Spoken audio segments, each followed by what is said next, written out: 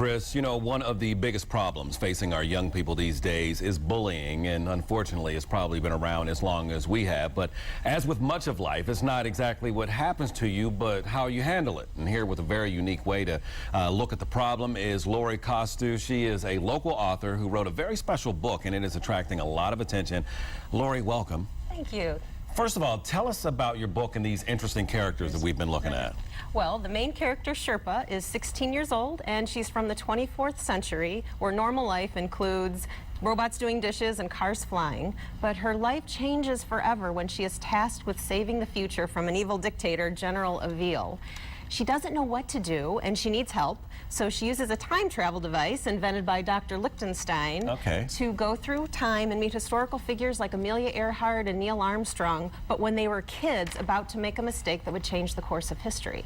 And then ultimately she lands in 2013, which is the epicenter of the plot to create negativity, and General Avil has planted Hubots to create bullies with kids.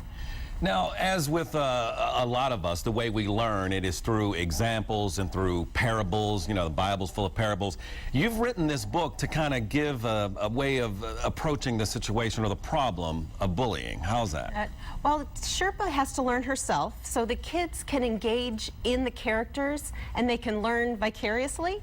So she has actually come up with a manual that's included in the book that helps with things like asking questions and cyberbullying and how to deal with situations, that kids can put themselves in the shoes of the characters. And the most important element is kids don't have to be victims. So this teaches them how they can stand up for themselves in a positive way.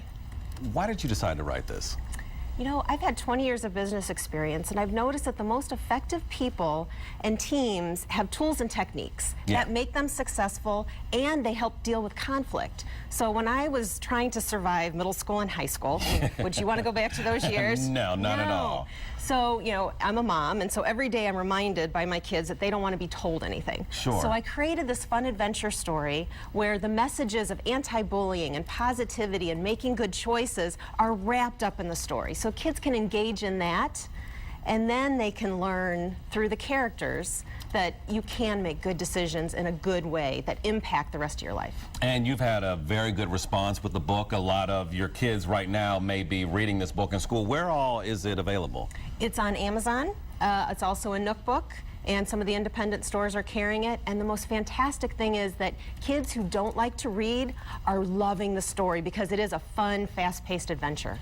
And a lot of times when you have an assignment that you're given, you may not want that assignment, but when you're doing something that you want to do, you become engrossed in it, and it takes on a life of its own. Exactly, and when kids talk about the book together, there's a power in a common language. So when they do that, they're talking among themselves, and then, you know, when you look at it, the number of kids to the number of bullies, there's more good kids than there are bullies. So if they can really gravitate together and use some of these fun lessons in a common language, there's just the possibilities are endless.